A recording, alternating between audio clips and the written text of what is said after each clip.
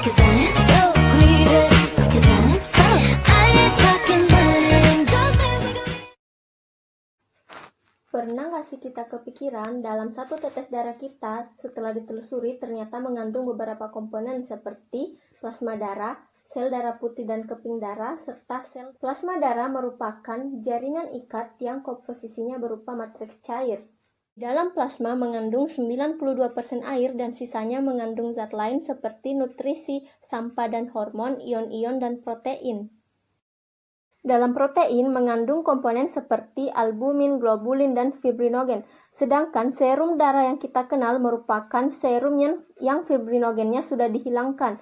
Sebagaimana kita ketahui bahwa fibrinogen merupakan faktor dalam proses pembekuan darah. 1 mikroliter darah ternyata mengandung sekitar 5 juta sel darah merah atau yang dikenal sebagai eritrosit. Eritrosit pada manusia membentuk piringan kecil, bikonkav, atau memiliki bagian yang lebih tipis pada bagian tengahnya. Eritrosit pada mamalia dewasa tidak mengandung nukleus, dan pada eritrosit yang mengandung hemoglobin yang berperan dalam transport elektron, pada vertebrata hemoglobin hanya ditemukan pada eritrosit, sedangkan pada invertebrata penghantar oksigen tidak selalu oleh hemoglobin dan adanya pada plasma darah. Keberadaan leukosit atau sel darah putih kurang dari 1% sel yang ada di dalam darah manusia.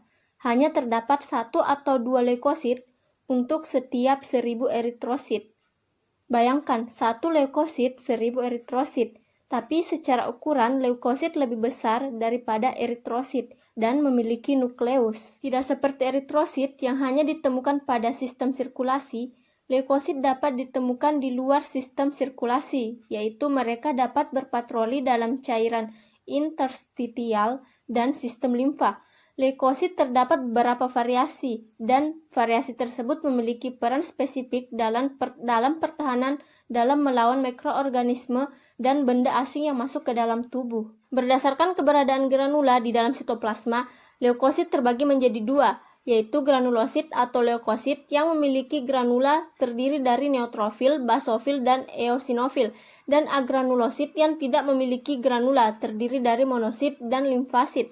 Dan pada manusia, neutrofila yang berukuran lebih besar. Yang terakhir, trombosit. Yang harus diingat adalah, trombosit ternyata bukanlah sel yang utuh, melainkan hanya fragmen sel yang diproduksi di dalam sumsum tulang. Dan tentu saja mereka tidak memiliki nukleus, karena hanya berupa fragmen-fragmen sel. Trombosit mengandung protein, aktin, dan miosin. Mereka akan dikeluarkan sebagai respon ketika tubuh terluka dan berperan dalam proses pembekuan darah.